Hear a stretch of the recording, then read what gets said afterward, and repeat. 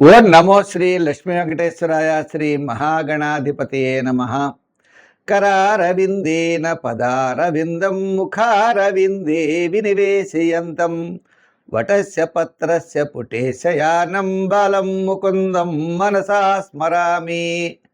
మనకి ఆగస్టు నెల కృష్ణాష్టమి అంటే మరి రాబోయే శ్రావణ మాసం కదండి.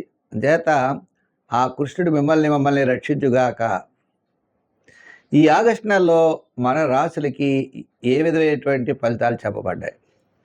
అనుకూలంగా ఉంటే వేగంగా పెడతాం, అనుకూలంగా లేకపోతే దానికి పరిహారం చేసుకుంటూ పాజిటివ్ వైబ్రేషన్స్ డెవలప్ చేసుకుంటూ మనం మరింత శక్తితో మరింత ప్రయత్నంతో ముందుకు పెడతాం, విజయం సాధిస్తాం. అంటే జ్యోతిష్యం ఎప్పుడు కూడా మనకి విజయం సాధించడానికి ఒక మార్గదర్శికగా ఉంటుంది. నువ్వు ఇలా పెడితే నీకు మంచి జరుగుతుంది, ఇలా వెళ్ళొద్దు అని నిషేధిస్తూ ఉంటుంది. మరి జ్యోతిష్యం అనే పదానికే కాంతి అనే అర్థం. లైటింగ్ మనల్ని నడిపిస్తుందా? మనమే నడవాలి. ఆ విధంగా మనకి ఆగస్టు నెలలో గ్రహాల యొక్క సంపుటి చాలా అనుకూలంగా ఉన్నది. తద్వారా మన రాశుల ఫలితాలు మనం తెలుసుకుంటూ దానికి సంబంధించినటువంటి సులభమైన పరిహారాలను ఆచరిస్తూ మనోధైర్యంతో, మానసికమైన ధైర్యంతో, ఆత్మస్థైర్యంతో ముందుకు నడుద్దాం. మన రాశి గురించి తప్పకుండా తెలుసుకుందాం. కన్యారాశి. ఈ కన్యారాశి వారికి ఆత్మస్థైర్యం, ధైర్యం, కుటుంబ ఆర్థిక సంతానపరమైన వ్యవహారములు అనుకూలంగా ఉన్నాయి.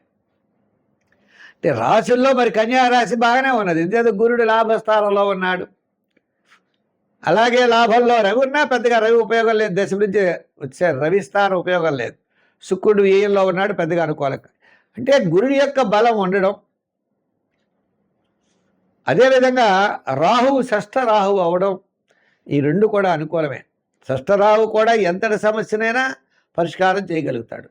ఈ గురు బలం ఉండడం వల్ల మన దగ్గర రావడానికి భయపడతారు. మనం వెనకాల తిట్టుకుంటారు, వేరే సంగతి. మన దగ్గరికి రారు. కీర్తి ప్రతిష్టలు పెరుగుతాయి. బాగానే చేశారు, మీరే చేశారు, మీ వల్లే ఈ పని అంతా అయ్యింది, మీరు కాబట్టి చేశారు అంటారు. ఇవన్నీ పొగడ్తలన్నీ మామూలే. ఆర్థిక సర్దుబాట్లు కూడా మనకేవో రావాల్సిన డబ్బులు వస్తాయి. ఏదో రూపాయి అనుకుంటే 10 రూపాయి అయినా వస్తుంది.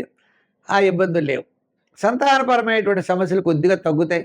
వివాహాది ప్రయత్నాలు ముమ్మరం చేస్తే కొంచెం ముందుకు పెడతాయి. గృహ నిర్మాణాది ప్రయత్నాలు కూడా ముందుకు వెళ్ళేటువంటి పరిస్థితులు ఉన్నాయి. ఎక్కువగా గృహ నిర్మాణాదులకే ఎక్కువ అవకాశాలు ఉన్నాయి. ఇంచేత ఏదో కాస్త రుణం చేయవలసినటువంటి పరిస్థితులు అయితే మీకు కనబడుతున్నాయి. కాబట్టి ఆగస్టు నెల కొంతవరకు అనుకూలమైన వాతావరణంలో ఉన్నది.